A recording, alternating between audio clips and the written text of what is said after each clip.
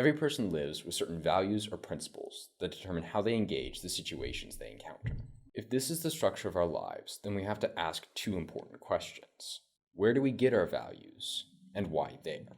Most of us will receive our values from the group of friends and family that we live with and have lived with in the past. There's the general idea that you're like the 5 people you spend the most time with. We can also receive values by going out into the world and looking for them.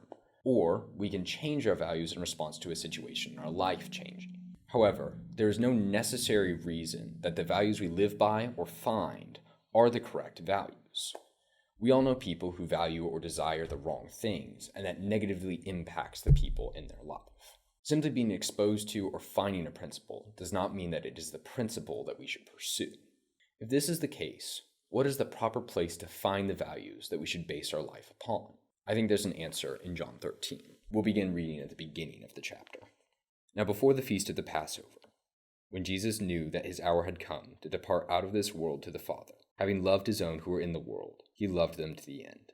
During supper, when the devil had already put it into the heart of Judas Iscariot, Simon's son, to betray him, Jesus, knowing that the Father had given all things into his hands, and that he had come from God and was going back to God, rose from supper. He laid aside his outer garments, and taking a towel, tied it around his waist. He then poured water into a basin and began to wash the disciples' feet, and to wipe them with the towel that was wrapped around him. We'll now skip down to the beginning of the next paragraph, verse 12. When he had washed their feet and put on his outer garments and resumed his place, he said to them, "Do you understand what I have done to you? You call me teacher and Lord, and you are right, for so I am. If I then, your Lord and teacher, have washed your feet, you also ought to wash one another's feet. For I have given you an example, that you also should do just as I have done to you. Truly, truly, I say to you, a servant is not greater than his master, nor is a messenger greater than the one who sent him. If you know these things, blessed are you if you do them."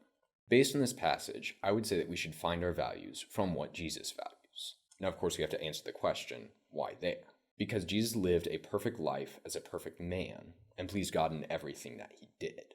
He did this because he held to the right principles. In John 6, he says, "For I've come down from heaven not to do my own will, but the will of him who sent me." Jesus' highest value was loving the Father in obedience in everything he did. And as children of God, that is what we are called to do as well. The values we are meant to live by are not something that we assimilate from those around us or go and find somewhere else, but they are values that Jesus holds to that we imitate to become more and more like him and please God.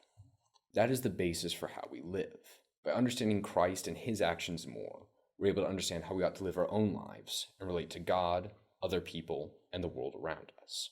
I encourage you to, in the coming days, contemplate the character and actions of Christ as they are recorded in the Bible. See what he values and try to imitate those values in your life. We all make our decisions based off of what we value. So what are you valuing today?